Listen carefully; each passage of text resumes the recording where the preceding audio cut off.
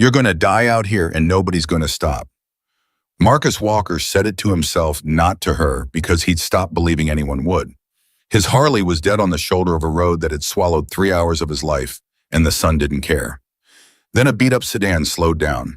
A woman he'd never met stepped out with the only bottle of water she owned and pressed it into his hand like it cost her nothing. It cost her everything. Comment your city below. Let's see how far this story travels. Now subscribe because you don't want to miss what happens next. The thermometer outside the gas station 40 miles back had read 114 degrees, and Marcus Walker was fairly certain it had climbed since then. He stood beside his Harley Davidson, its engine ticking as it cooled from a problem that was well beyond ticking cool, and he watched the heat rise off the asphalt in waves that bent the horizon into something almost unreal. He'd been a member of the Hells Angels for 19 years, 42 years old, 6'2", a beard that had gone iron gray before he'd turned 40, and arms sleeved in ink that told a story most people were too afraid to ask about. He was used to being looked at. He was not used to being looked at kindly. Cars passed. He counted them because there wasn't much else to do out here besides count and sweat and wonder if his phone would hold a signal long enough to call for help. 14 cars, then 22. A family in a minivan slowed down enough for the kids in the back seat to press their faces to the glass, and then the father hit the gas like Marcus was something contagious. "Yeah," Marcus muttered to no one. "Keep driving." He didn't blame them, not really. He knew what he looked like standing on the side of an Arizona highway, patches on his vest that said things people didn't understand and didn't want to. A stranger's fear was easy math. Big man tattoos, motorcycle club insignia alone on a desert road. Nobody did the algebra past that. He'd learned a long time ago not to expect anything different. What he didn't expect, what nobody could have prepared him for, was the small gray sedan that eased off the highway a quarter-mile down and rolled to a stop on the gravel behind his bike. Marcus straightened up.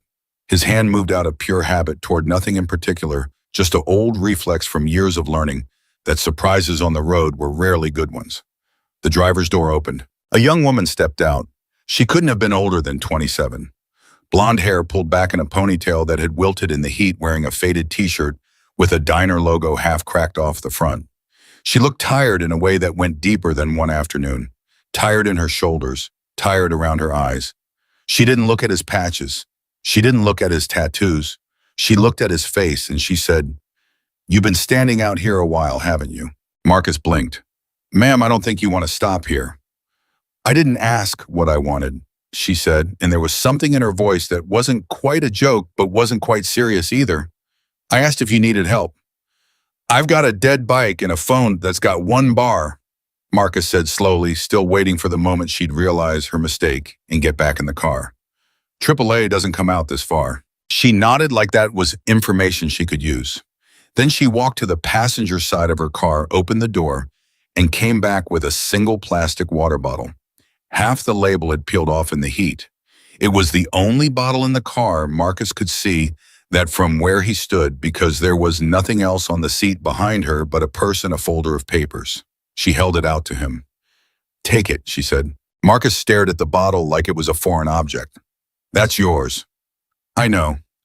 "You don't have another one, Tim." "I know that too." She pushed it closer. "You've probably been out here longer than me. Take it before I change my mind and drink it myself out of spite." There was something so plain and unguarded in the way she said it that Marcus felt something shift behind his ribs, something he didn't have a name for yet. "Why?" he asked. "Why would you help me?" She looked at him for a long moment like she was deciding whether the question deserved an honest answer or a joke. She chose honest. "Because you look like someone who needed someone to stop," she said. "That's it. That's the whole reason." Marcus took the bottle, his hand thick-knuckled and scarred from a decade of engine work and a few decades of things he didn't talk about, closed around the plastic like it might disappear if he didn't hold on tight enough. "I'm Emily," she said. "Emily Carter." "Marcus." He hesitated, then added Marcus Walker. "Well, Marcus Walker, you should probably call somebody before you fry out here." She glanced at the sky like it had personally offended her. "I'd offer you a ride, but I've only got room for one more person and about 90 pounds of anxiety in this car, so." For the first time in longer than he could remember, Marcus laughed. A real laugh surprised out of him. "I appreciate it," he said, "more than you know." "Don't mention it." She was already turning back toward her car. Seriously, don't. It wasn't a big deal. But it was. Marcus watched her get back in the sedan, watched the tires kick up gravel dust as she pulled back onto the highway, and he stood there with a bottle of water sweating in his hand, feeling like something enormous had just happened in the middle of something small. He didn't know yet that Emily had given away the only water she had left for a 6-mile walk home because her car had been running on fumes for 2 days, and she didn't trust it to make it to the next gas station and back.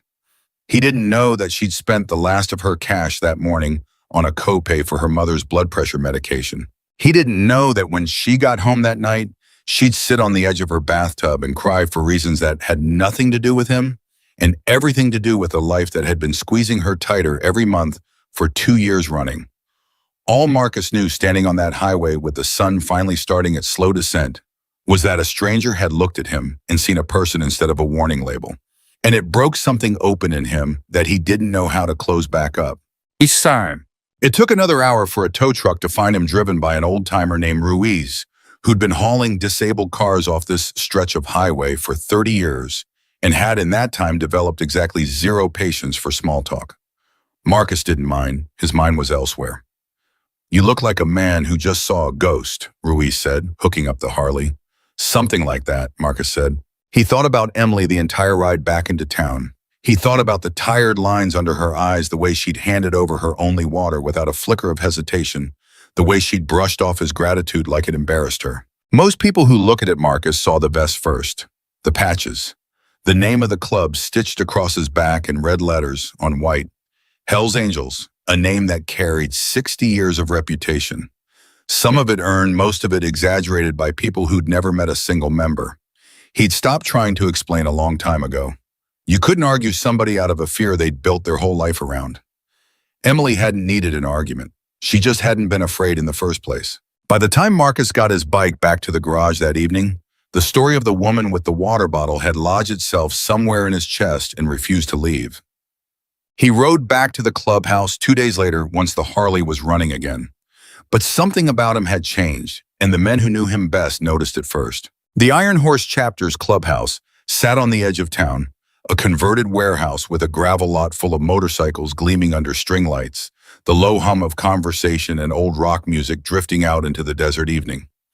Marcus walked in and found his usual seat at the bar, and Daniel Hawk Reynolds, the chapter president, a broad-shouldered man in his 50s with a salt and pepper beard and eyes that missed nothing, took one look at him and set down his drink. "You've been quiet," Hawk said. "I'm always quiet." "Not like this." Hawk leaned back on his stool. "Something happened out on that highway. Heard your bike went down near mile marker 60. Marcus turned his glass in a slow circle on the bar, watching the condensation ring spread beneath it. "Somebody stopped for me." "Somebody stops for you all the time, brother. You're 6'2" and covered in ink. People either stop to gawk or stop to sell you something." "Not like this." Marcus finally looked up. A woman, young, alone, stopped in the middle of nowhere for a man who by every reasonable measure should have scared the hell out of her. Hawk's eyebrows rose slightly. "And she gave me her last bottle of water." Marcus said it slowly, like the weight of the sentence needed time to land. "Her last one, Hawk. I could see it. There wasn't another bottle in that car. She was driving out in that heat with nothing left for herself, and she gave it to a stranger." The bar had gone a little quiet. A few of the other members, Tiny, a barrel-chested man who'd been riding with Hawk since before Marcus joined, and Reese, younger, quieter, still earning his full patch, had turned to listen without quite pretending not to. "Why?" Tiny asked, voice low and gravelly. "I asked her that," Marcus said. "She said I looked like someone who needed someone to stop." Nobody said anything for a moment. "That's it?" Reese finally asked. "That's it." Marcus stared into his glass.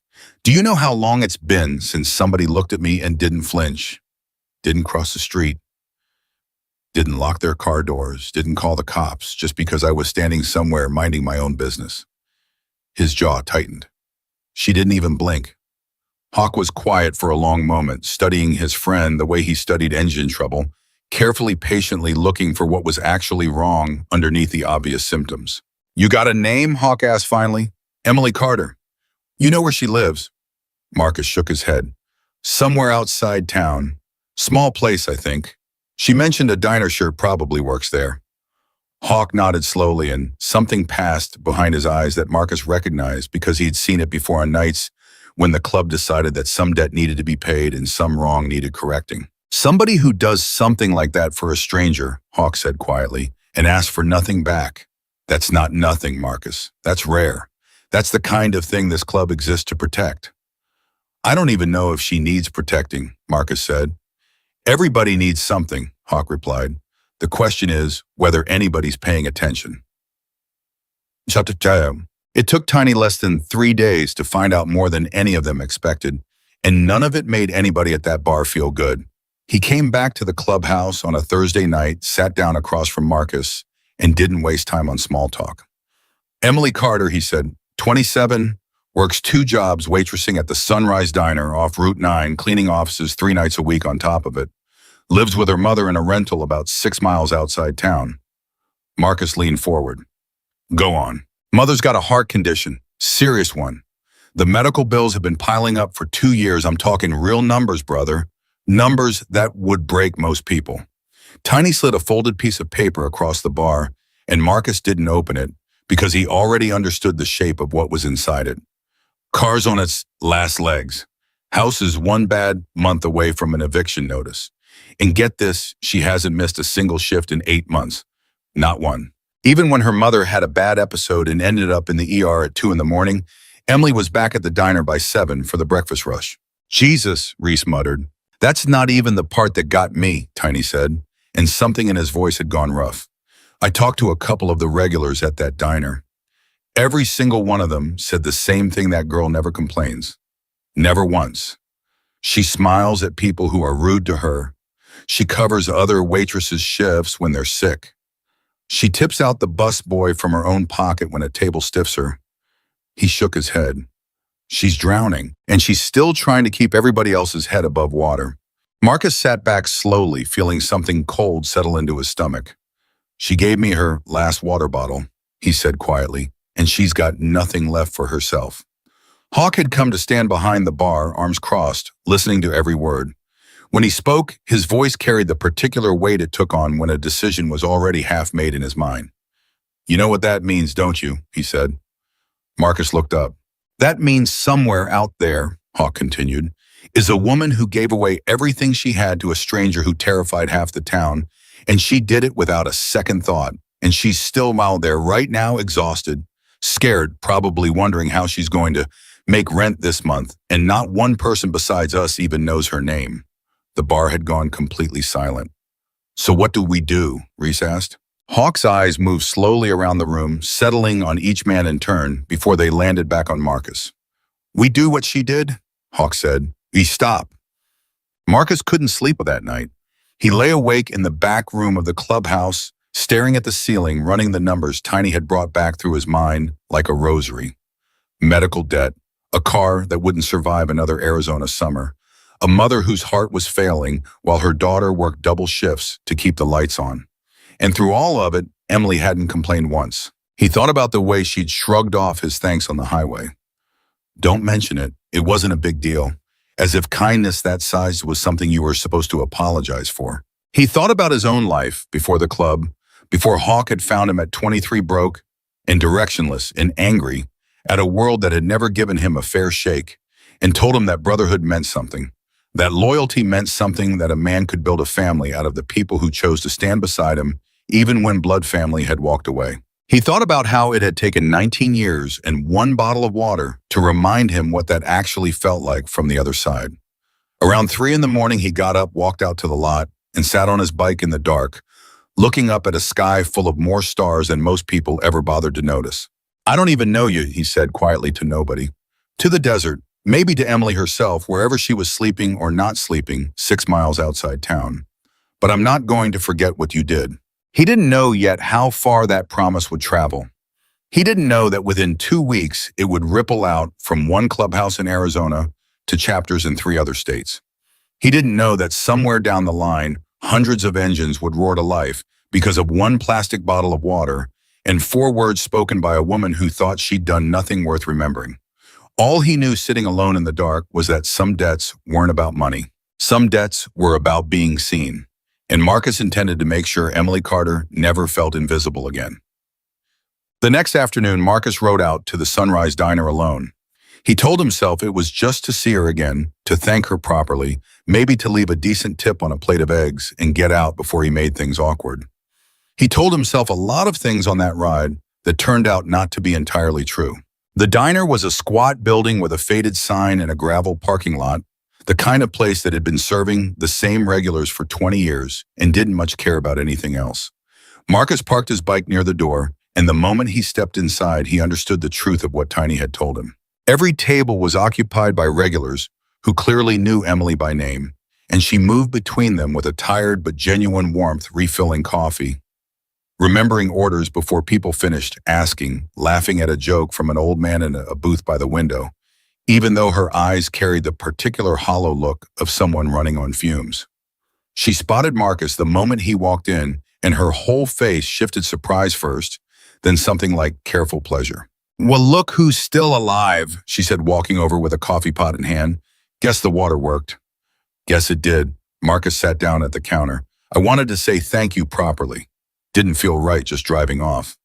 "You already thanked me," Emily said, pouring him a cup he hadn't ordered. "On the highway. Remember I told you not to mention it?" "I remember. I'm choosing to ignore that instruction." That got a real laugh out of her, small but real. "Stubborn. You have no idea." She leaned against the counter for a moment, glancing toward the kitchen window, where an order was waiting, clearly running calculations in her head about how much time she could spare. "You find somebody to fix your bike." "Yeah, good as new." Marcus studied her face, the exhaustion under the smile, the way her hands, though steady, had a faint tremor of someone who hadn't eaten enough that day. "You doing okay?" Something flickered behind her eyes, quick guarded gone, almost before it appeared. "I'm fine," she said, too quickly, too practiced. "Just a long week." "Every week's a long week for you, isn't it?" Marcus said quietly. It wasn't a question. Emily's smile faltered just slightly, just for a second before she rebuilt it. "I don't know what you mean." "I think you do." For a moment, neither of them said anything. The diner noise continued around them, clinking silverware, the hiss of the grill, a radio playing something forgettable, but between the two of them, something had gone very still. "You don't know anything about me," Emily said finally, and there was no accusation in it, just a tired kind of truth. "You met me for 5 minutes on the side of a highway." "I know you gave away the last thing you had to a stranger," Marcus said. "I know that means something about who you are, even if you don't want to talk about it." Emily's jaw tightened.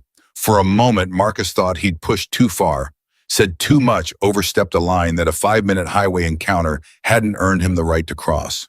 Then her shoulders dropped just slightly, like something in her had been holding its breath for a long time, and finally let a little of it go. "My mother's sick," she said quietly, glancing toward the kitchen to make sure nobody was listening. "Heart condition, getting worse. The bills are—" She stopped, shook her head. "It doesn't matter. It's not your problem." "Maybe I want it to be," Marcus said. Emily looked at him, then really looked the way she had on the highway, except this time there was something sharper in it, something almost defensive. "Why, she asked. "Why does a stranger on a motorcycle care what happens to me?" Marcus thought about the question longer than it probably deserved. "Because you stopped when nobody else would," he said finally. "And where I come from, that's not something you forget. That's something you pay back." "I don't need anybody to pay me back," Emily said, and for the first time there was an edge of something almost fierce in her voice. "I didn't help you so you'd owe me something. That's not how it works." "I know," Marcus said gently. "That's exactly why it matters." Emily opened her mouth to argue, then closed it again, unsure how to push back against a logic that didn't have an obvious flaw. The bell over the diner door rang, and a new group of customers walked in, and Emily's attention snapped back to her job with the automatic reflex of someone who couldn't afford to be distracted for long, no matter how much she might have wanted to be. "I have to get back to work," she said. "I understand." Marcus stood, pulled out his wallet, and left far more on the counter than the coffee cost. "Marcus, that's too much." "It's not," he said simply. "Take care of yourself, Emily." She watched him walk out with an expression Marcus couldn't quite read, something between gratitude and confusion, and a wariness that told him she wasn't used to people showing up in her life without wanting something in return. He didn't blame her for that wariness, but he intended to prove her wrong about it. That night, back at the clubhouse, Marcus told Hawk everything: the heart condition, the crushing bills, the pride that made Emily insist she didn't need help even as the exhaustion in her eyes told a different story. Hawk listened without interrupting the way he always did when something mattered. "She's not going to accept help easily," Marcus said. "She's proud, doesn't want pity." "Good," Hawk said. "We're not giving her pity." "Then what are we giving her?" Hawk's eyes had that look again, the one that meant a decision had already crystallized into something unstoppable. "We're giving her what she gave you," Hawk said. "We're giving her the feeling of not being alone."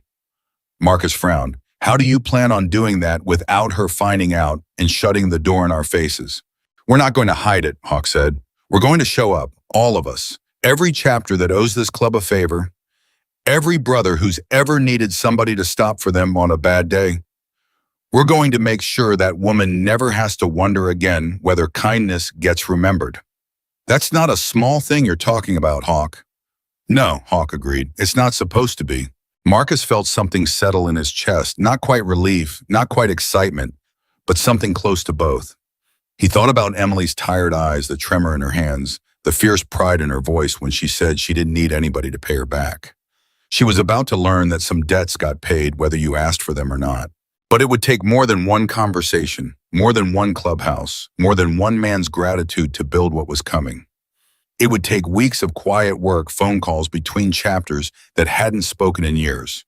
Old favors called in brothers who'd never met Emily Carter, agreeing to ride hundreds of miles for a stranger simply because one of their own had told them she mattered. And somewhere outside town, in a small rented house with peeling paint and a car that wouldn't survive another summer, Emily Carter had no idea that a debt was being built in her name, a debt made of engines and leather and loyalty, one that would eventually roar down her street with a force she could never have imagined. She only knew that a strange, gentle man on a motorcycle had looked at her like she mattered. And for reasons she couldn't quite explain, she hadn't been able to stop thinking about him either. Neither of them knew yet just how far this was about to go. Word had a way of moving faster than any man on a motorcycle, and within 4 days of Hawk's decision, that word had already crossed 2 state lines. Marcus was the one who made the first call, sitting in the back office of the clubhouse with a cracked leather notebook full of numbers. He hadn't dialed in years, brothers, from chapters in Nevada, in New Mexico and California, men who owed the Iron Horse chapter favors going back a decade or more. He didn't lead with the favor. He led with the story. "There's a woman," he said over and over to voice after voice on the other end of the line. 27 years old, works 2 jobs. Mother's dying by inches from a heart condition the family can't afford to treat. And when she saw a brother stranded on the highway in 114 degrees, she gave him the last water she had. Didn't ask who he was. Didn't care what patch he wore. Just saw a man who needed help and stopped. Every single time, the silence on the other end told him the story had landed exactly where he wanted it to. "She got a name?" asked a voice out of Barstow Gravel Rough.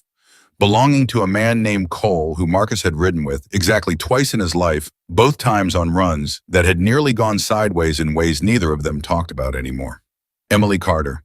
And she doesn't know any of this is happening. Not yet." Cole made a low sound somewhere between a laugh and something more solemn.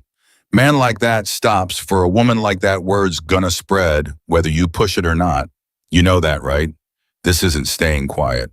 "I know. You want it quiet?" Marcus looked out the office window toward the lot where a dozen bikes sat gleaming under the desert sun, and thought about Emily's face when he told her he wanted to pay her back, the flash of pride, the refusal, the fierce insistence that she hadn't helped him to be owed anything. "No," Marcus said slowly. "I don't think quiet does her justice." Back at the Sunrise Diner, Emily's world had not slowed down to accommodate the quiet storm building somewhere behind her back. Her mother, Diane Carter, had had a bad night, the kind that ended with Emily sitting on the edge of a hospital bed at 1 in the morning, holding her mother's hand, while a monitor beeped out a rhythm too slow and too weak for comfort. "You should be sleeping," Diane whispered, her voice thin, her eyes tired but still sharp enough to catch the exhaustion etched into her daughter's face. "I'm fine, Mom." "You're not fine. You've got the diner in 5 hours." "I'll manage." Diane's fingers tightened weakly around Emily's hand. "This isn't the life I wanted for you." "Don't," Emily said quickly, her voice cracking on the single syllable. "Don't do that. Don't apologize for being sick. That's not something you did to me. I'm watching you disappear a little more every month, Diane said, working yourself into the ground so I can keep breathing. That's not a fair trade, baby. Emily leaned forward, pressing her forehead gently against her mother's hand. It's the only trade I've got, and I'd make it again every single time. The monitor beeped steadily between them, and neither of them said anything else for a long while because there wasn't anything left to say that wouldn't break the both of them wide open. By the time the sun came up, Emily was back at the diner, apron tied, coffee pot in hand, smiling at customers who had no idea that 4 hours earlier she'd been terrified her mother wasn't going to make it through the night. Nobody at that diner knew what Emily carried. That was exactly how she wanted it. Marcus found out about the hospital visit 3 days later from Tiny, who'd made it his unofficial job to keep tabs on the Carter household without making it obvious he was doing so. She looked bad, brother, Tiny said, sliding into the seat across from Marcus at the clubhouse bar. One of the nurses at the front desk said Diane Carter's had 2 close calls this month already. Emily hasn't missed a single diner shift through any of it. Marcus felt something clench hard in his chest. How much longer can she keep doing that? Not much, Tiny said quietly. Nurse said the mother needs a procedure. Expensive one. Insurance is only covering part of it. The rest is coming out of Emily's pocket, and Emily's pocket is basically empty. Marcus sat with that for a long moment, turning his glass in slow circles the way he always did when something needed thinking through. How much are we talking? Tiny told him the number. Marcus didn't flinch, but something in his jaw went tight enough that Tiny noticed. That's not something one chapter covers on its own, Tiny said. No, Marcus agreed. It's not. So what do we do? Marcus looked up, and there was something in his eyes that Tiny had seen only a handful of times in the years they'd ridden together, the look of a man who had made a decision and would not be talked out of it. We make some calls, Marcus said. Every chapter that owes us. Every brother who's ever needed somebody to show up when the whole world had already written them off. That's a lot of calls. Then we better start dialing. What happened over the following 2 weeks would later be described by more than one member of the Iron Horse chapter as the fastest, quietest mobilization any of them had ever seen, faster than a funeral run, faster than a defense op, faster than anything that wasn't born out of pure, uncomplicated loyalty. Hawk made the calls to chapter presidents, directly cutting through the usual small talk, with the kind of blunt honesty that only came from a man who'd earned the right to speak plainly. There's a young woman, Hawk said again and again to president after president across 4 states. She's carrying a weight that would break most people, and she's doing it without a single complaint, and she stopped to help one of ours when she had nothing left to give. I'm not asking you to do anything you don't want to do. I'm telling you what's happening, and I'm telling you that Iron Horse intends to show up for her, and if your chapter wants to ride with us, the door's open. Every single president said yes. Some of them didn't even ask for details first. The story alone, a young woman handing her last water bottle to a stranger who terrified everyone else on that highway, was enough. It moved through the Brotherhood the way certain stories do, picking up weight and momentum with every telling until men who had never met Emily Carter found themselves organizing days off work, fueling up bikes, checking maps for the fastest route into a small Arizona town none of them had ever had reason to visit before. Meanwhile, a smaller, quieter operation had begun inside the Iron Horse chapter itself, one that Marcus insisted on overseeing personally. We're not just showing up with motorcycles and good intentions, he told Hawk one evening, laying out a legal pad covered in his own cramped handwriting. She needs a car that isn't going to die on her. She needs her mother's medical bills handled, all of them, not just this one procedure, the whole backlog. And she needs to know once and for all that she's not carrying this alone anymore. Hawk studied the numbers Marcus had written down, whistled low. You're talking about a serious amount of money, brother. I know. You got a plan for raising that kind of number. Marcus's jaw set. I've got 4 chapters and about 200 men who are about to find out exactly why this club still means something. Yeah. The plan came together in pieces, each one a small climax of its own, each one adding weight to something that had started with a single bottle of water on a forgotten highway.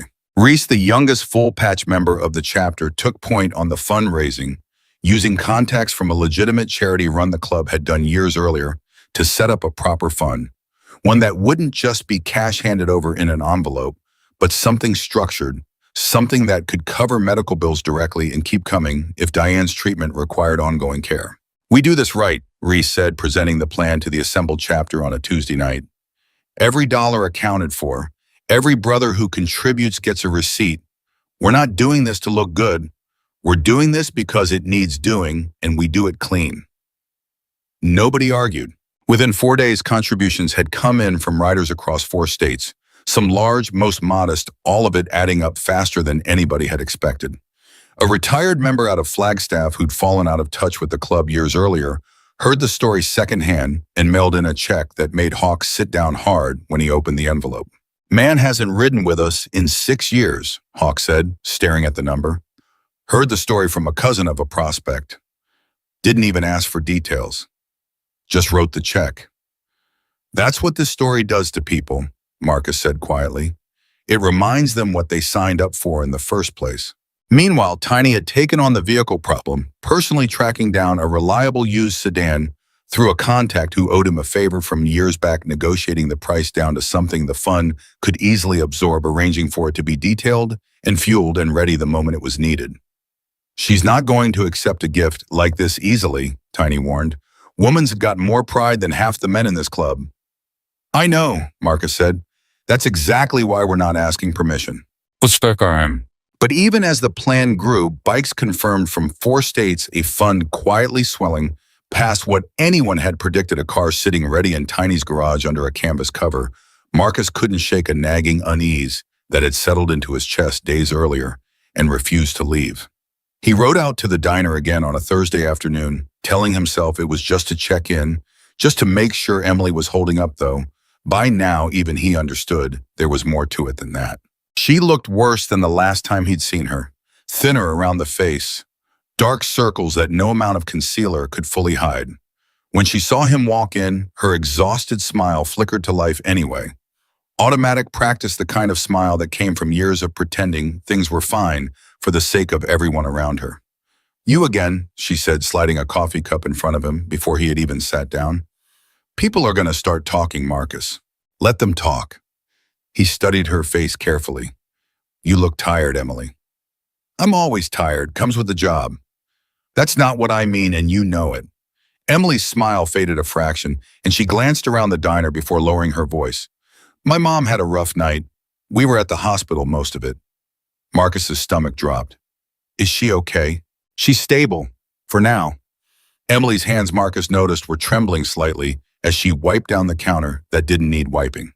"They want to run a procedure, expensive one. Insurance is only covering part of it, and I don't—" She stopped herself abruptly, jaw tightening, like she'd caught herself saying more than she meant to. "You don't have the rest," Marcus finished quietly. "I'll figure it out," Emily said, too fast, too automatic. "I always figure it out. What if you didn't have to this time?" Emily's eyes snapped up to his, something sharp and wary flickering behind the exhaustion. "Marcus, I told you already. I don't need—" "I know what you told me." Marcus kept his voice gentle, steady, the way he'd learned to talk down a scared brother in the middle of a crisis. "I heard you the first time, but I need you to hear something too." Emily crossed her arms, bracing herself. "What?" "You gave me water when you didn't have enough for yourself," Marcus said. "You didn't ask if I deserved it. You didn't ask what I'd done to earn it. You just saw somebody who needed help, and you helped them, even though it cost you something real." He leaned forward slightly. "That kind of person doesn't get to carry everything alone forever, Emily. Somebody's allowed to catch you too." For a long moment, Emily said nothing, her jaw working like she was fighting back something she didn't want him to see. "You don't understand," she finally said, voice cracking slightly. "If I let people start helping me, if I lean on that even a little, and then it goes away, or it's not enough, or something happens, I can't fall apart, Marcus. I don't get that luxury. My mom needs me standing." "Nobody's asking you to fall apart," Marcus said softly. "We're asking you to let somebody stand next to you for once." Emily's eyes were shining now, and she blinked hard, angry at herself for the reaction. Angry at how close she'd come to breaking down in the middle of a Tuesday lunch rush. "I have customers," she said abruptly, turning away. "Emily, I have customers, Marcus." Her voice was thick. "Please." Marcus let her go, watching her disappear into the kitchen. with her shoulders squared too tight, too controlled, the posture of someone holding herself together through sheer force of will. He left a large tip on the counter again, and this time he didn't wait around for her to notice. That night, Marcus sat in the clubhouse office with Hawk turning the conversation over and over in his mind. She's not going to let us help her, he admitted. Not directly. Her pride's too strong, and honestly, I think it's the only thing holding her together right now. Hawk considered this for a long moment. Then we don't ask permission. That's what Tiny said too. Because it's true. Hawk leaned forward. Some people, you ask them if they want help, and their pride answers before their need gets a word in. So you stop asking. You just show up and you let the moment do the convincing instead of the conversation. Marcus exhaled slowly. That's a hell of a gamble, Hawk. If this goes wrong, if she feels ambushed or pitied or like we've turned her into some kind of charity case in front of the whole town, then we make sure it doesn't feel like charity, Hawk said firmly. We make sure it feels like what it actually is, which is payment, Hawk said, long overdue and finally arriving. No. The days that followed moved with a strange electric momentum. Calls confirmed from Nevada, from New Mexico, from a chapter out of California that Marcus hadn't spoken to in almost 5 years, all converging toward a single date circled in red on Hawk's calendar. But it wasn't only logistics that kept Marcus up late into the night. It was Emily herself, the memory of her voice cracking in the diner, the fierce, brittle pride in her refusal, the fear underneath it that had nothing to do with motorcycles or money, and everything to do with a woman terrified of what would happen if she let herself need anyone at all. He found himself riding past her house more than once in the evenings, slowing just enough to see the porch light on the old sedan parked in the driveway, looking every bit as tired as its owner, before continuing on without stopping, because he didn't yet have the right words to explain why he kept showing up. It was on one of these evenings, 3 days before the date circled on Hawk's calendar, that everything nearly fell apart. Marcus's phone rang at 11 at night, and Tiny's voice on the other end was tight with an urgency that immediately set Marcus's nerves on edge. "We've got a problem," Tiny said. "What kind of problem?" "Emily's mother took a bad turn tonight. Ambulance called. They rushed her into emergency surgery, the procedure she needed, except now it's not scheduled. It's happening right now tonight because they didn't have a choice." Marcus was already grabbing his keys. "Is Emily there?" "She's at the hospital, alone." Tiny's voice dropped lower. "Brother, I don't think she's got anybody else to call." Marcus didn't remember much of the ride to the hospital, except the wind screaming past his helmet and the cold, sick fear sitting in his gut the entire way. Fear that had nothing to do with the plan, the fund, the car sitting under its canvas cover in Tiny's garage, and everything to do with the simple human terror of a young woman sitting alone in a waiting room while her mother's life hung in the balance. He found Emily exactly where he expected, a hard plastic chair, in a nearly empty waiting room, knees pulled up to her chest, arms wrapped tight around herself, staring at nothing with the particular blankness of someone who had run out of tears hours ago and was simply waiting to see which way the night would break. She looked up when he walked in, and something in her face crumbled. The moment she saw him, not gratitude, not surprise, just pure, unguarded relief at not being alone anymore. "Marcus," her voice was barely a whisper. He crossed the room and sat down beside her without asking permission. And after a moment's hesitation, Emily leaned sideways until her head rested against his shoulder, and she let herself cry, really cry for the first time since he'd met her, the exhausted, silent kind of crying that came from a person who'd been holding too much for too long. "They wouldn't tell me anything," she whispered. "They just took her back and told me to wait, and I don't. Marcus, I don't know what I'll do if—" "Don't," Marcus said quietly, his voice rough. "Don't finish that sentence. Not yet." "I can't lose her," Emily said, barely audible. "She's all I have." Marcus didn't answer right away. He just sat there letting her cry against his shoulder, feeling something in his chest tighten with a fierce protective anger at a world that had let this woman carry so much for so long with nobody standing beside her. "You're not alone tonight," he finally said. "Whatever happens in there, you are not sitting in this waiting room by yourself. Not tonight, not ever again if I have anything to say about it." Emily didn't answer, but her hand found his on the armrest between them, and she held on like he was the only solid thing left in a night that had come apart at the seams. The surgery took 4 hours. Marcus stayed the entire time, and somewhere around hour 2, Hawk and Tiny showed up, too quiet, respectful, sitting a few chairs away, without pushing themselves into a moment that belonged to Emily. When the surgeon finally emerged, Emily shot to her feet so fast she nearly stumbled, and Marcus was right there beside her, steadying her without a word. "She's stable," the surgeon said, and the words hit the room like a held breath finally released. "The procedure went well. She's going to need recovery time, but barring complications, your mother's going to be okay." Emily made a sound that was half sob, half laugh, and she turned instinctively toward Marcus, burying her face against his chest as relief tore through her body in waves. "She's okay," she whispered over and over. "She's okay." "She's okay," Marcus agreed quietly, holding her steady. Over Emily's shoulder, Marcus caught Hawk's eye, and something passed between the two men, a silent understanding that the plan, whatever it had been before, had just become something far more urgent, far more necessary than either of them had realized. Because Emily Carter had just come face to face with the exact thing she feared most, being left alone with an impossible weight, and for the first time in longer than she could remember, she hadn't had to face it by herself. Diane Carter's recovery was slow but steady over the following week, and Emily split her time between double shifts at the diner and long hours at her mother's bedside, running on a combination of coffee, adrenaline, and sheer stubborn will. Marcus visited twice more during that week, each time bringing something small. A decent meal from somewhere other than hospital vending machines, a phone charger Emily had forgotten once. Simply his presence in a plastic chair beside her when the night shift nurses changed and the hospital went quiet and lonely in the particular way hospitals do after midnight. "You don't have to keep doing this," Emily told him one evening, her voice softer than the guarded edge she'd carried the first few times he'd shown up. "I know I don't have to," Marcus said. "I want to." "Why?" Marcus considered the question for a long moment. "Because somebody showed me on a highway in the middle of nowhere that strangers are allowed to care about each other without expecting anything back. Figured it was worth learning that lesson properly."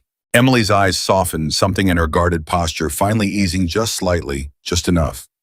"You're a strange man, Marcus Walker. I've been told." She almost smiled, a real one, tired but genuine.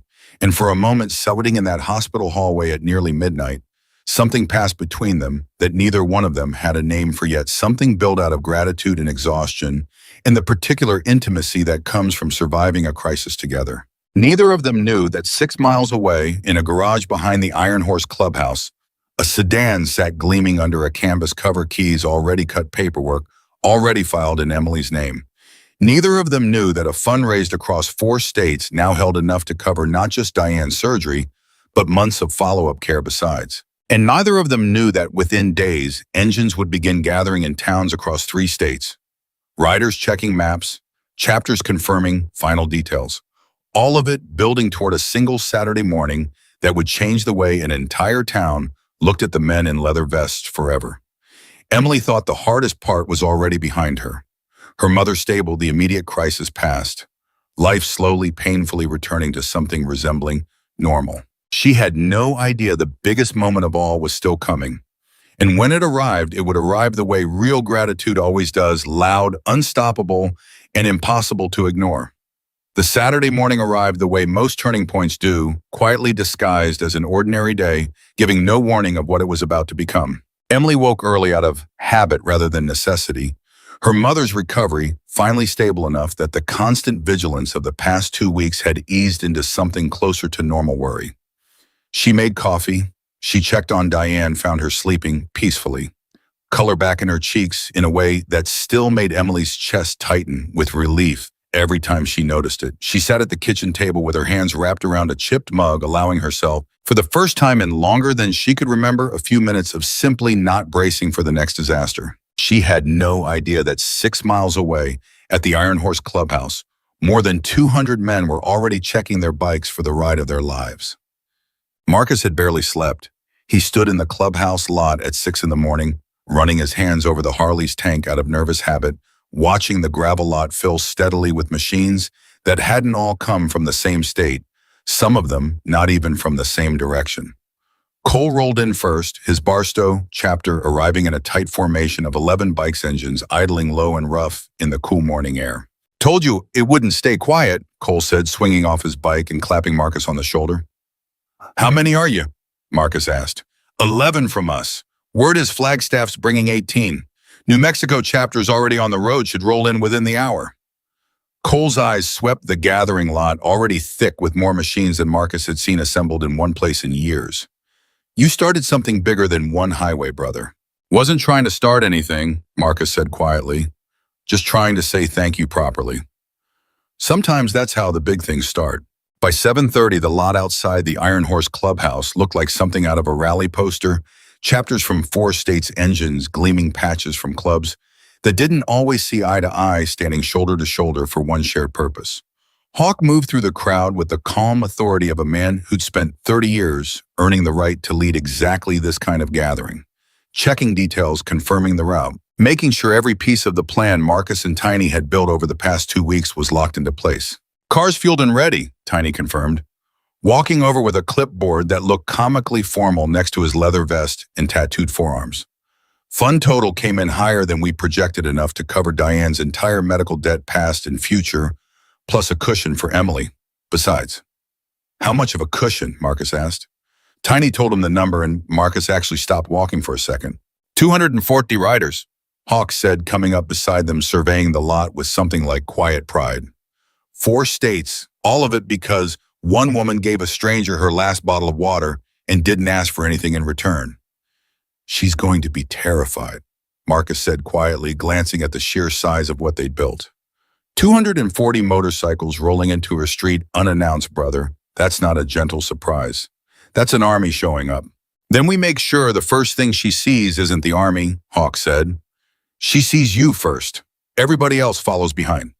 Marcus nodded slowly, feeling the weight of what was about to happen settle heavier across his shoulders with every passing minute. At 9 that morning, Emily left for the diner driving the same tired sedan that had somehow survived one more week. Her mother resting comfortably at home under the watch of a neighbor. Emily trusted a retired school teacher named Carol, who'd been quietly checking in on the Carters for years without ever making a fuss about it. The diner was busy with the Saturday breakfast crowd, and Emily fell into her usual rhythm: coffee orders, the automatic warmth she extended to every customer, regardless of how tired she felt underneath it. She had no reason to suspect anything unusual about the day. No reason to notice the way her regulars kept glancing toward the window every few minutes, or the way old Frank in the corner booth kept checking his watch like he was waiting for something. What Emily didn't know was that Frank had gotten a call an hour earlier from Carol, who'd gotten a call from Tiny, who'd made absolutely sure that half the regulars at that diner would be present and watching when the moment finally arrived. Word, it turned out, traveled through small towns just as fast as it traveled through motorcycle clubs. The convoy rolled out of the Iron Horse Clubhouse at 10 in the morning, and the sound of it, 240 engines igniting almost in unison, was something that made even Hawk, a man who'd led dozens of rides in his life, feel a chill crawl up the back of his neck. They didn't head for the diner first. That had been Marcus's one firm request, insisted upon days earlier, when Hawk had first sketched out the route. She's off shift at 2, Marcus had said. House first. I want her walking outside to find this on her own street, in her own home, not standing behind a diner counter in front of strangers. So the convoy moved instead toward the small rented house on the edge of town, engines thundering low and steady through streets that had never seen anything like it. Neighbors stepping out onto porches in confusion and then awe as motorcycle after motorcycle rolled past, more of them than anyone could easily count, patches from clubs whose names most people only half recognize from movies and news stories. None of it looking anything like the danger those names usually implied. Carol, watching from the Carter's front window with Diane resting on the couch behind her, felt her breath catch in her throat. Diane, she said slowly, you need to see this. Diane, stiffly weak from surgery, but alert enough to understand the sound building outside her window, pushed herself upright with effort. What in the world? I think, Carol said, voice trembling with something between disbelief and joy. Your daughter's about to have the best day of her life. Emily's shift ended at 2, exactly on schedule, and she drove home with the windows down, enjoying a rare moment of quiet before she'd need to relieve Carol and settle back in for another evening of caretaking. She turned onto her street and immediately knew something was wrong, or not wrong exactly, but deeply, overwhelmingly unfamiliar. Motorcycles lined both sides of the road as far as she could see. Dozens of them. Then as she continued driving slowly forward, hundreds. Neighbors stood on their lawns, phones raised murmuring to each other in tones of confused wonder rather than fear. The rumble of idling engines vibrated through her car's frame, even with the windows rolled up. Emily's hands tightened on the steering wheel, her heart suddenly hammering. "What is happening?" she whispered to herself, easing the car forward at a crawl, scanning the crowd with rising panic that had nothing to do with fear of the bikers themselves and everything to do with sheer overwhelming confusion. Then she saw him. Marcus stood near the front of the crowd directly outside her house, dressed in the same worn leather vest she'd first seen him in on that highway, and the moment their eyes met through her windshield, Emily felt something in her chest crack wide open. She parked crookedly at the curb, barely remembering to put the car in park before she stumbled out, legs unsteady beneath her.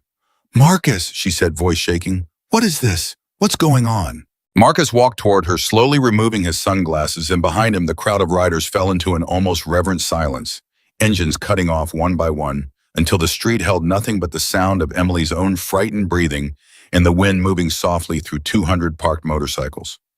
"You stopped for me," Marcus said, when the entire world drove past and pretended not to see me. Emily's eyes filled with tears she didn't understand yet. "Today?" Marcus continued, voice thick with emotion he made no effort to hide. "We came back to stop for you, sir." For a long moment, Emily simply couldn't speak. She stood on her own front lawn, staring at a wall of motorcycles and leather-clad riders that stretched further than she could clearly see, her mind refusing to fully process what was happening. "I don't understand," she finally managed. "Marcus, why are there so many?" "Because your story didn't stay in one clubhouse," Marcus said gently. "It traveled. 4 states, Emily. 240 riders who heard what you did for a stranger and couldn't just sit still knowing about it." Behind him, Hawk stepped forward, and beside Hawk, Tiny pulled the canvas cover off something parked at the curb that Emily hadn't even noticed in her shock, a sedan clean and gleaming, keys already resting on the dashboard visible through the window. "That's yours," Hawk said simply. "Title's already transferred. No strings, no conditions, just something reliable so you're not out on that highway again, wondering if your car is going to make it home." Emily's hand flew to her mouth, a sound escaping her that was somewhere between a sob and a laugh. "I can't accept that," she whispered automatically, old pride flaring even through the shock. That's too much, I can't." "You can," Marcus said firmly. "Emily, you already gave everything you had to a stranger. Let somebody give something back for once." But there was more, and Emily's legs nearly gave out when Tiny stepped forward with a folder that Reese had prepared meticulously over the past 2 weeks. "Your mother's medical debt," Tiny said quietly. "All of it. Past bills, the surgery, ongoing follow-up care for the next year. Covered. Every dollar of it." Emily stared at the folder in Tiny's hands, like it might disappear if she looked away. "That's not possible," she whispered. Do you know how much that is? That's not something 200 people just..." 240, Hawk corrected gently. "And yes, we know exactly how much it is. We raised it in 12 days, Emily, because every single person we told your story to understood immediately why it mattered." Emily's knees finally buckled, and Marcus caught her before she hit the ground, holding her steady as sobs finally broke free of the composure she'd maintained through weeks of crisis and exhaustion and quiet private terror. "Why?" she gasped between sobs, clutching at his vest. "Why would anyone do this for me? I didn't do anything special. I just gave you water." Marcus held her firmly, his own voice rough with emotion. "You gave me back my humanity on a highway when the whole world had reduced me to something to be afraid of. That's not small, Emily. That's the biggest thing anybody's done for me in 19 years riding with this club." The crowd of neighbors watching from their lawns had gone completely silent. Phones still raised, capturing a moment none of them fully understood yet, but somehow recognized as significant, a moment that would circulate through the small town for months afterward, told and retold until it became something close to local legend. Carol emerged from the house with Diane leaning heavily on her arm, both of them stopping short at the sight, spread across the lawn and street. "Mom," Emily choked out, pulling free of Marcus's steadying grip to rush toward her mother. "Mom, do you see this? Do you understand what's happening?" Diane, weak but alert, looked out at the sea of motorcycles and leather-clad riders with an expression of pure disbelieving wonder. "I think," she said slowly, voice trembling, I think the world just decided to pay you back, baby. Emily wrapped her arms carefully around her mother, both of them crying now, and around them the assembled riders watched with expressions that ranged from quiet satisfaction to open, unashamed emotion. Men who'd spent years being feared and misunderstood, finally witnessing firsthand exactly what it felt like when kindness came back around in full. But the day held one more turn nobody had fully prepared for, and it arrived precisely when Marcus stepped forward to address the crowd of riders and neighbors, both intending only to explain a little more of what had brought 240 men to this quiet residential street. 14 days ago, Marcus began, his voice carrying across the now silent crowd. I was standing on a highway with a dead bike and a phone with one bar of signal, and I want every person here to understand something plainly. Nobody stopped. Cars passed me for over an hour. Families slowed down just enough to stare and then sped away like I might reach out and grab them through the windshield. He paused, looking directly at Emily. Then this woman pulled over. Alone. In the middle of nowhere, for a stranger who by every reasonable measure should have terrified her. A murmur ran through the gathered crowd. She gave me the last bottle of water she had, Marcus continued. I found out later she was driving home on fumes, that she'd spent her last dollars that morning on her mother's medication, that she hadn't eaten a proper meal in longer than she'd admit to anyone. And she still stopped, still helped, still treated a stranger like a human being when she had every reason in the world to look out only for herself. Emily was openly crying now, unable to look away from him. That's not an accident, Marcus said, voice rising with conviction. That's not luck, that's character. That's the kind of person this world doesn't deserve and desperately needs more of. He turned to address the riders directly. We didn't come here today to give Emily Carter charity. We came here to pay a debt owed to every ounce of kindness she's shown people who never even noticed her sacrifice. The crowd of riders erupted into applause and revving engines, a wall of sound that shook windows up and down the street, and Emily stood in the middle of it all, overwhelmed, sobbing, held upright by her mother on one side and Marcus's steady hand on the other. It was in the middle of this celebration, as neighbors began cautiously approaching to shake hands with riders they'd feared moments earlier, as Tiny and Reese began organizing the paperwork transfer for the car, with Emily's shaking signature, that Cole pulled Marcus aside with an expression that immediately put Marcus on alert. Got something you need to hear, Cole said quietly, glancing toward Emily to make sure she was occupied. One of my prospects did some digging this week, background stuff. Nothing invasive, just making sure everything checked out clean before we showed up here today.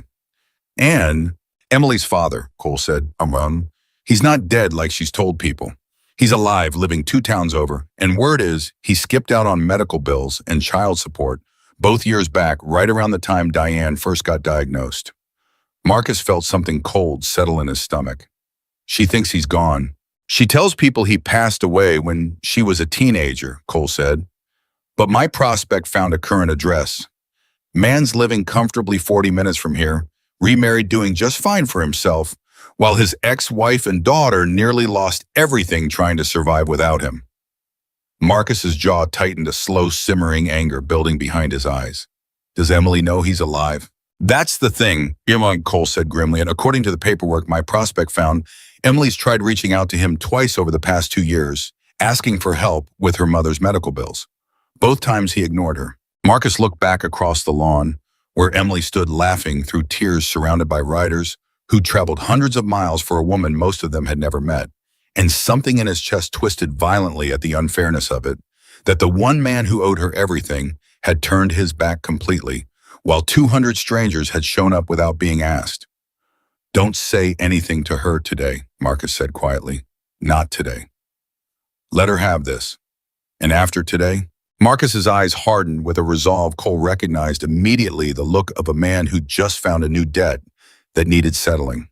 After today, Marcus said, we're going to have a conversation with her father. But that was a problem for another day.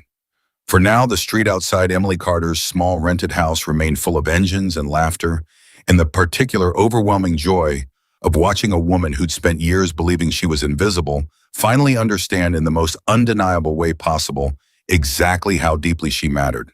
Emily wiped her eyes, turned back toward the crowd of riders who traveled from 4 states to stand on her lawn, and for the first time in longer than she could remember, she let herself simply feel it, the astonishing, overwhelming truth that kindness given freely had come back to her, a hundredfold carried on the backs of motorcycles she never could have imagined arriving in her life. She had no idea yet that the day's revelations weren't finished. She had no idea that somewhere 40 minutes away, a man who'd abandoned her years ago was about to receive a visit he never saw coming.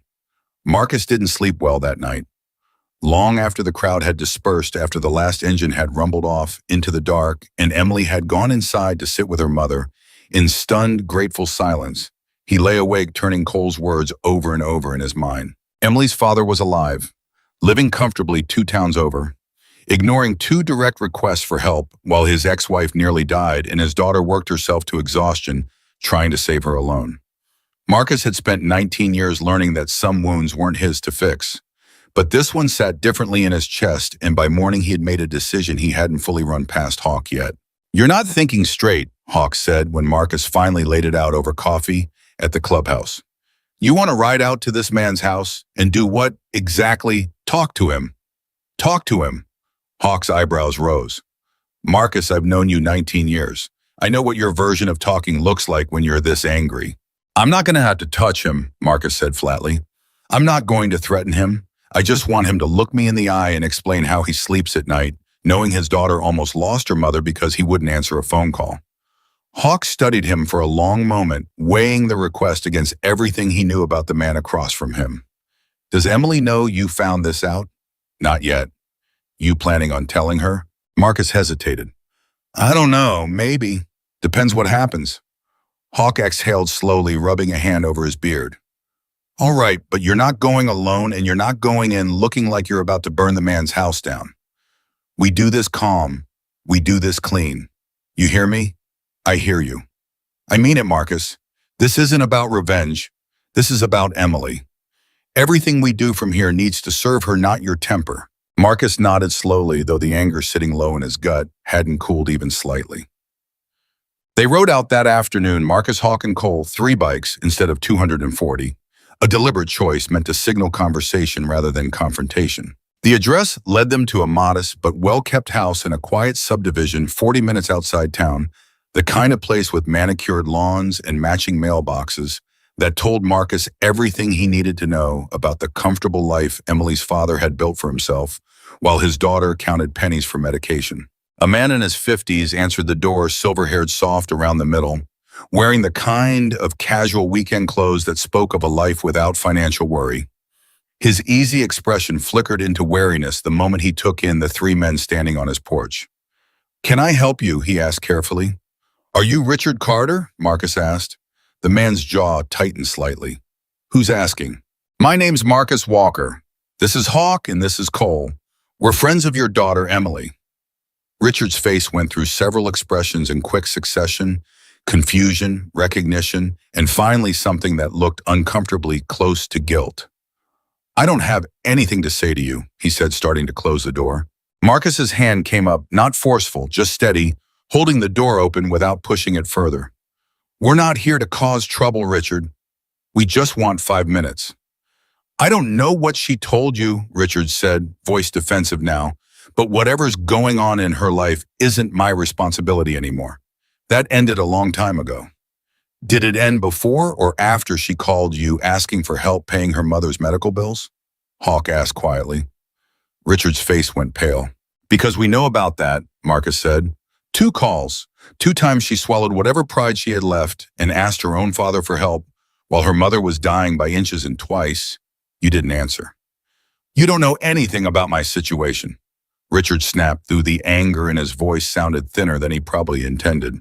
"Diane and I have history you don't understand. We're not here about you and Diane," Marcus cut in, voice hardening slightly.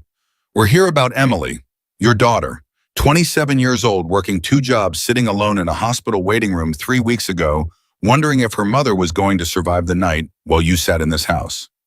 Richard's composure cracked slightly, something flickering behind his eyes that might have been shame if he'd let it surface fully. "I have my own family now," he said, quieter. "My own life. It's complicated." "It's not complicated," Marcus said. "It's simple. Your daughter needed you and you weren't there. That's the whole story. For a long moment, nobody said anything. Richard stood in his doorway, caught between defensiveness and something closer to buried guilt, while three men who had no legal claim on him whatsoever stood on his porch waiting. "What do you want from me?" Richard finally asked, voice tight. "Money, is that what this is? You want me to write a check to make you go away?" "We didn't come here for your money," Marcus said. "We already covered everything Emily needed. Every bill, every debt. Strangers did that, Richard. 240 men who'd never even met her because she showed one of us kindness on a highway, and it turned out that kind of person is rare enough to be worth showing up for." Richard's throat worked visibly. "So no," Marcus continued, voice low and steady, "we're not here for your money. We're here because a man should know what he threw away. Emily built a life out of nothing, took care of her mother without a single complaint, and gave everything she had left to a stranger who needed it more than she did. And you," Marcus said, letting the words land slowly, deliberately, "you got to watch all of that from a comfortable distance and decide it wasn't your problem." Richard's eyes had gone glassy, and for a moment Marcus thought the man might actually break down right there on his porch. "I didn't know it was that bad," Richard said quietly. "I told myself Diane was exaggerating, that Emily was fine. I told myself a lot of things to make it easier to stay away." "Well, now you know," Hawk said, not unkindly but without any softness either. "What you do with that knowledge is up to you. We're not here to force a reunion neither of them asked for. We're just making sure you understand exactly what your absence cost, in case you ever wondered." Richard stood silently for a long moment, staring past the three men toward the street, toward the direction of a town he'd deliberately avoided for years. "Does Emily know you came here?" he finally asked. "Not yet," Marcus said. "Are you going to tell her?" Marcus considered the question carefully. "That's up to you. If you want to reach out to her yourself, do it because you mean it, not because three strangers showed up on your porch and guilted you into it. She's rebuilt her whole life without you. She doesn't need a performance. She needs the truth if you've got it in you to give her that." They rode away without further confrontation, and the ride back into town passed largely in silence, each man processing the visit in his own way. "You think he'll actually reach out?" Cole asked once they'd stopped for gas. "Don't know," Marcus admitted. "Don't know if it even matters at this point. Emily built her whole life around the idea that she only has her mother. Maybe that's healthier than hoping for something from a man who already proved what he's capable of." "You did the right thing," Hawk said. "Not for revenge, for truth. Sometimes that's enough." Marcus wasn't entirely convinced, but he let it go because there was something more immediate weighing on him. A conversation with Emily he'd been putting off for 2 days, one that involved considerably less anger and considerably more uncertainty than the one he'd just had with her father. He found Emily at the diner 2 days later, her shift winding down the late afternoon light, catching the exhaustion still etched faintly around her eyes despite the very real relief that had settled into her posture since the day the riders had shown up. "You've been quiet," Emily said, sliding into the booth across from him during her break. "Everything okay?" Marcus hesitated, weighing how much to say. "I need to tell you something, and I need you to know I did it because I care about you, not because I thought it was my place." Emily's brow furrowed. "You're scaring me a little." "I found out your father's alive," Marcus said quietly, "living 2 towns over, and I went to see him." Emily went very still, color draining slightly from her face. "What? I know I overstepped," Marcus said quickly. "I know it wasn't my business, and if you're angry, you have every right to be. But I found out he'd ignored you twice when you reached out for help with your mom's bills, and something about that made me furious in a way I couldn't just sit on." Emily's hands had curled into fists on the table, her jaw tight. "You had no right." "I know." "You don't understand what that man did to us," Emily said, voice shaking now low and fierce. "You don't understand what it cost me to even make those calls, to swallow every ounce of pride I had left and ask him for help and to hear nothing back. Nothing, Marcus. Not even a text telling me to go to hell." "I understand you're angry," Marcus said carefully. "I understand I crossed a line. I'm not asking you to forgive me for it. I just didn't want you finding out later that I knew and kept it from you." Emily's eyes filled with tears she fought hard to hold back. "What did he say?" Marcus recounted the conversation carefully, honestly, without softening Richard's defensiveness or his own anger. without pretending the visit had produced some neat, satisfying resolution. He said it's complicated, Marcus finished. He said he didn't know how bad things had gotten. Whether that's true or just something he tells himself to sleep at night, I couldn't say. Emily was quiet for a long moment, staring down at her clenched hands. You know what the worst part is? She finally said, voice cracking. Some small, stupid part of me still hoped that someday he'd show up, that he'd realize what he walked away from and try to fix it. She wiped angrily at her eyes. And now I find out he knew. He knew we were struggling, and he chose his comfortable life over calling his own daughter back. I'm sorry, Marcus said quietly. I shouldn't have gone without asking you first. Emily looked up at him, and beneath the anger, something softer flickered through an exhausted, grudging gratitude that she clearly hadn't expected to feel. No, she said slowly. I'm angry you didn't ask, but I'm not angry you went. She wiped her eyes again, steadier this time. Nobody's ever gone to bat for me like that before, Marcus. Not once in my whole life, even when it wasn't your place. That's kind of become a pattern with me lately. Marcus said, a faint, careful smile touching his mouth. Showing up places uninvited on your behalf. Emily let out a shaky laugh despite herself. Yeah, I noticed. The following week brought a strange, unexpected turn. Turn that neither Marcus nor Emily saw coming, arriving in the form of a plain envelope left in Emily's mailbox with no return address, though the handwriting on the front was unmistakably careful, deliberate. The kind of handwriting belonging to someone who'd rewritten the letter inside more than once before finally deciding to send it. Emily opened it alone, sitting on her porch steps in the evening light, and read 3 pages written in her father's hand, an apology that didn't ask for forgiveness, didn't attempt to explain away the years of silence, didn't try to justify the 2 ignored phone calls that had nearly cost Emily everything. He wrote that he'd been a coward. That comfort had made him weak in ways he was ashamed to admit. That he didn't expect anything from her. Not a relationship, not forgiveness, not even a reply. Only that she know for whatever it was worth, that leaving had never stopped haunting him, and that the men who'd shown up on his porch had simply forced him to finally say the truth he'd been avoiding for years. Enclosed in the envelope was a check made out to Emily directly for an amount that made her hands shake when she saw it. She didn't cash it that night.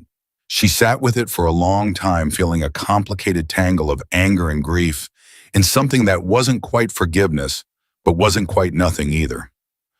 When Marcus stopped by later that evening, she showed him the letter without a word, watching his face carefully as he read it.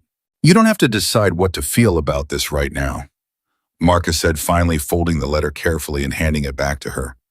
You don't owe him quick forgiveness just because he finally said something true.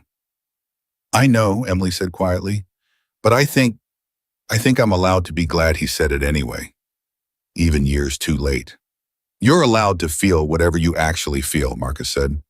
Nobody gets to tell you the right way to process this.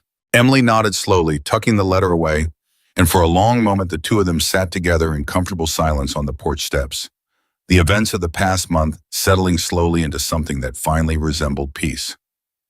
Word of the gathering had by now spread far beyond the town itself. A local news station had picked up footage one of the neighbors had recorded that Saturday morning, and within days the story of the Hells Angels who'd raised money across 4 states for a struggling diner waitress had begun circulating well beyond anything Marcus or Hawk had anticipated. You're famous, Reese told Marcus one evening at the clubhouse, grinning, as he scrolled through comments on a video that had accumulated views faster than any of them expected. People are calling it the best thing they have seen all year. Wasn't trying to be famous, Marcus said, just trying to pay a debt. Doesn't matter what you were trying to do, Hawk said, joining them with a rare, satisfied smile. People needed to see this, needed to be reminded that this brotherhood isn't what half the world assumes it is. Marcus glanced towards his phone where a message from Emily sat waiting, and something in his chest eased at the simple, ordinary comfort of it. A woman checking in on a Tuesday evening. No crisis attached, just the quiet, growing warmth of 2 people who'd found each other through circumstances neither of them could have predicted. He had no idea that the story building around them, the viral footage, the swelling public attention, the slow, careful reconciliation forming between Emily and a father who'd finally found his courage too late, was only the beginning of something even larger. Because somewhere in the wave of attention the video had generated, a local business owner had seen the footage and recognized an opportunity neither Marcus nor Emily had considered, yet one that would change not just Emily's life, but the entire town's relationship with the club that had once made every resident cross to the other side of the street. The business owner's name was Louise Hartman, and she'd watched the video 4 times before she picked up her phone. She owned the Sunrise Diner, had owned it for 11 years, ever since her husband passed and left her the building along with a mortgage she'd spent a decade slowly paying down through early mornings and short-staffed weekends. She'd watched Emily Carter work herself to exhaustion for 3 of those years, had quietly slipped her extra shifts whenever she could, had worried more than once about the girl's health without ever quite knowing how to help beyond the small gestures a diner owner could manage. Watching 240 motorcycles fill a residential street for her waitress had done something to Louise that she hadn't expected. It had made her ashamed of how little she'd been able to offer and determined to change that. She called Marcus directly, having gotten his number from Tiny through a mutual acquaintance neither of them fully explained. "I want to do something for Emily," Louise said without much preamble. "Something real. Not a raise, not a bonus. Something that actually changes her situation." "I'm listening," Marcus said. "I want to make her manager," Louise said. "The diner's turning 15 next year. I've been thinking about retiring for a while now, and I don't have kids interested in taking over. Emily's worked there longer than anyone. She knows the business better than I do most days, and she treats every single customer like they matter." Louise's voice caught slightly. "I want to give her a path to eventually owning the place outright. Structured buyout fair terms. Something that actually builds her a future instead of just paying her by the hour for the rest of her life." Marcus sat with that for a long moment, feeling something warm spread through his chest. "That's not a small offer, Louise." "I know exactly how large it is," Louise said. "I've been sitting on it for years, honestly not sure who deserved it. Watching that video answered the question for me." Emily's reaction when Louise sat her down 2 days later to explain the offer in full mirrored almost exactly the disbelief she'd shown standing on her own lawn surrounded by motorcycles. The same instinctive refusal, the same fierce insistence that she hadn't done anything to deserve this kind of generosity. "Louise, I can't take over the diner," Emily said, hands trembling around her coffee cup. "I don't have the money for a buyout. I don't have the business training. You've been running half the operational decisions here for 2 years without a title," Louise said firmly.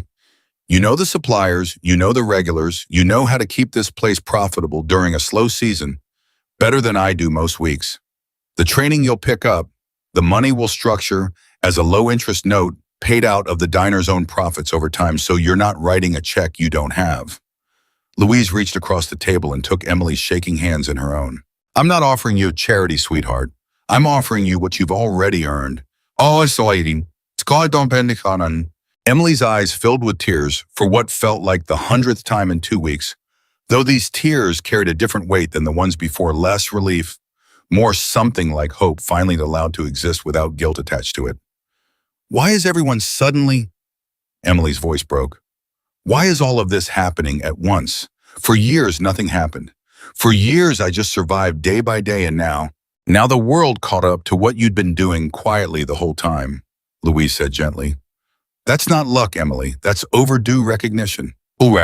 News of Emily's promotion spread through town almost as quickly as the story of the motorcycle gathering had, and the 2 stories together began to shift something in the collective consciousness of a town that had for years viewed the Hells Angels patch with the same reflexive suspicion as every other small town in America. Marcus noticed the change first in small, quiet ways. A gas station attendant who used to avoid eye contact now nodded when Marcus filled up his tank. A mother at the grocery store who once would have steered her cart in a wide arc around him now let her son wave shyly at him from the cereal aisle. Nothing dramatic, nothing that made headlines, but something real. Nonetheless, the slow, patient work of a reputation being rebuilt. One interaction at a time. "You feel that?" Tiny asked one afternoon, the 2 of them sitting outside the clubhouse watching the traffic pass on the road below. "Feel what? People aren't looking at us the same way anymore." Tiny nodded toward a passing car whose driver lifted 2 fingers off the wheel in an easy, casual greeting. "Used to be nobody made eye contact around here. Now half the town treats us like neighbors instead of a threat." Marcus considered this quietly. Funny how one woman with a bottle of water managed something 19 years of good behavior on our part never quite accomplished. That's the thing about kindness, Tiny said. People trust it more than they trust reputation management. She proved something true about us that we couldn't have proven ourselves no matter how many charity runs we organized. Diane's recovery continued steadily through the following weeks.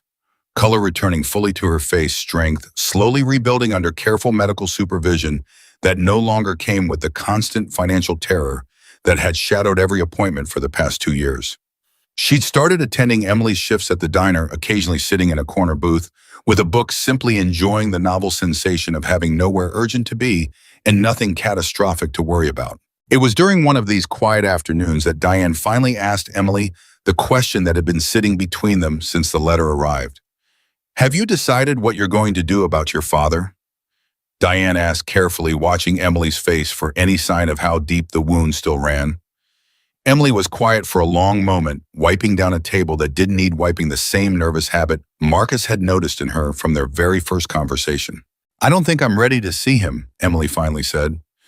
"Not yet, maybe not for a long time, but I wrote him back." Diane's eyebrows rose slightly. "What did you say?" "I told him I appreciated the honesty even years too late," Emily said. "I told him I wasn't ready to call it forgiveness, but I wasn't going to pretend the letter didn't mean something either." She set down her rag, meeting her mother's eyes steadily. "I told him that whatever relationship exists between us now, if any has to be built slow, and it has to be built by him showing up consistently, not just writing one letter and calling it fixed." Diane reached out and squeezed her daughter's hand. "That's more grace than I could have managed at your age." "I learned it recently," Emily said, a small, genuine smile finally breaking through. "Turns out watching 200 strangers show up for me changed my whole idea of what people are capable of, even people who disappointed me before." Marcus and Emily's relationship, meanwhile, had continued its slow, careful evolution from gratitude into something neither of them had expected, but both had quietly begun to hope for. He showed up at the diner most days now, not out of obligation, but out of a simple, growing preference for spending time in her orbit. She'd started riding on the back of his Harley on quiet Sunday afternoons, learning to trust the machine and the man both in equal measure. "You know people are talking about us," Emily said one evening, sitting beside him on the tailgate of Tiny's truck outside the clubhouse, watching the sun drop low over the desert. "Let them talk," Marcus said, echoing words she'd once said to him in the diner. "Half this town owes you their newly discovered faith in humanity. I think we've earned a little gossip." Emily laughed, leaning her head against his shoulder, and Marcus felt something settle deep and permanent in his chest, the sense of a life reorganizing itself around a purpose he hadn't known he was missing until a bottle of water on a forgotten highway had shown it to him. "Can I ask you something?" Emily said quietly. "Anything." "Do you regret it?" she asked. "Everything this set off. The fundraising, the confrontation with my father, the way your whole club's reputation got tangled up in one highway stop that could have just stayed small and private." Marcus considered the question seriously, the way he considered most things that mattered. "No," he said finally. "Not for a single second. You want to know why? Why? Because for 19 years I believe people only saw the vest, the ink, the reputation," Marcus said. "I believe kindness from strangers was something that happened to other people, not men like me. You proved that wrong on a highway in the middle of nowhere, and everything that happened after the writers, the fund, your father Louise's offer, all of it exists because you refused to let fear decide who deserved help." He turned to look at her directly. "That's not a small thing, Emily. That's the biggest thing that's happened to me in almost 2 decades of riding with this Brotherhood."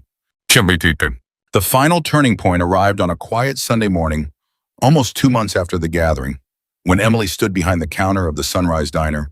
Her diner, now the paperwork finalized the week before Louise's name, slowly transitioning off the deed as the buyout terms took effect, and looked out over a dining room full of regulars who'd watched her grow from an exhausted young waitress into someone the whole town had come to respect. Marcus sat at the counter, same seat he always took, watching her move through the morning rush with a confidence that hadn't existed in her posture 2 months earlier. "Look at you," he said when she finally paused long enough to pour his coffee. "Diner owner, local legend, woman who apparently reformed an entire motorcycle club's public image without even trying." "I didn't do any of that on purpose," Emily said, though her smile carried none of the guarded exhaustion it once had. I just gave a thirsty man some water. That's the thing about kindness, Marcus said, echoing Tiny's words from weeks earlier without quite realizing it. It doesn't ask permission before it changes everything. Emily set down the coffee pot, studying him for a long moment. You know what I've realized watching all of this unfold? What's that? I spent years believing that if I just worked hard enough, sacrificed enough, stayed invisible enough, eventually things would get easier, Emily said. But that's not what actually saved us. What saved us was one moment of choosing to see somebody else's pain instead of just managing my own.